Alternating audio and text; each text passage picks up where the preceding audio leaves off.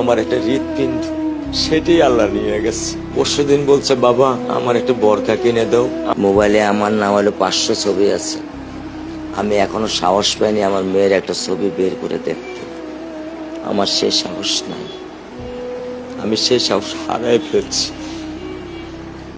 আমার স্যান্ডেলটা দেখেন 3 বছর পুরাতন ছেঁড়া, কিন্তু আমি আমার স্যান্ডেলটা পাল্টাই না, সেলাই করে নেই।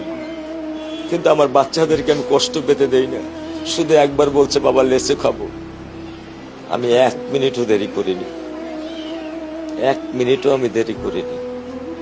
ও আমার একটা হৃৎপিণ্ড, সেটাই আল্লাহ নিয়ে গেছে। আলহামদুলিল্লাহ, শুকরিয়া, আল্লাহ দিছে, আল্লাহ নিয়ে গেছে। আমার কোনো কষ্ট নেই।